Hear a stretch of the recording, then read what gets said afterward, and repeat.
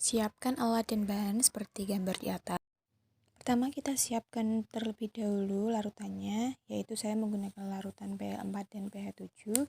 Pertama, masukkan larutan ke dalam gelas secukupnya.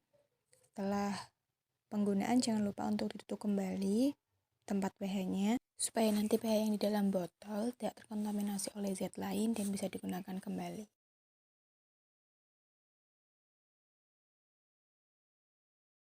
Lalu langkah kedua yang perlu dilakukan yaitu nyalakan elektroda pH, tekan tombol on-nya sampai nanti terlihat angkanya, lalu sambungkan kabel untuk mengukur larutannya. Pastikan kabel terpasang dengan benar supaya nanti hasilnya juga akurat. Di sini terdapat dua sambungan kabel, yaitu sambungan untuk suhu dan sambungan untuk pengukuran larutan, tapi kita nanti menggunakan hanya satu kabel untuk larutan karena tidak mengukur suhu gitu.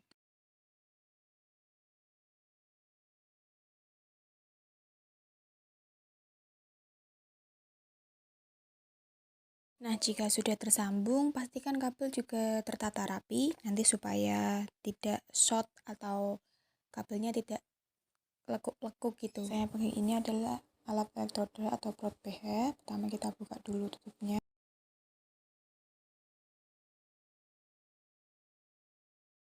Pengukuran menggunakan pH yang baik, yaitu pertama-tama kita bersihkan dulu probe pH atau elektrodanya menggunakan tisu sampai bersih, perlahan-lahan sampai sudah tidak ada larutan lain yang menempel di situ.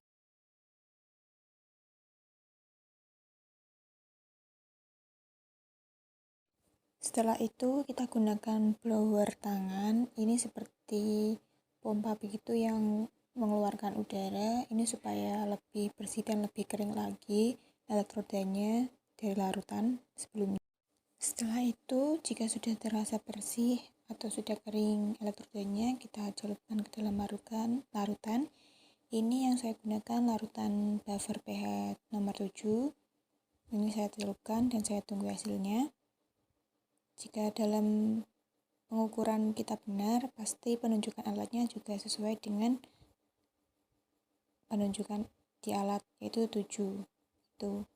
Setelah kita melakukan pengukuran, jangan lupa ini elektrodanya juga kita bersihkan lagi menggunakan tisu, lalu menggunakan blower tangan supaya lebih kering lagi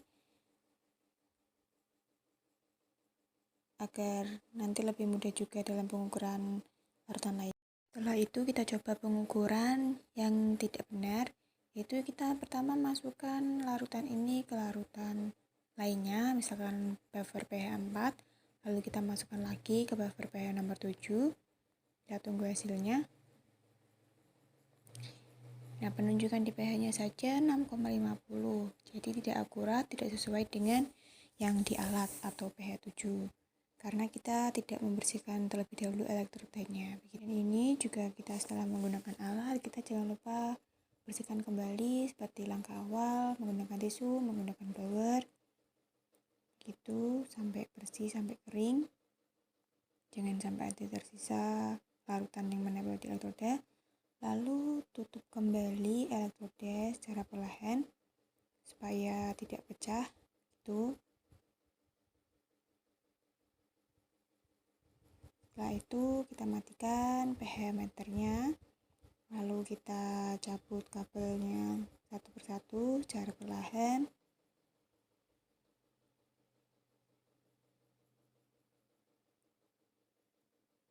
Setelah itu kita buang larutannya ke wastafel begitu.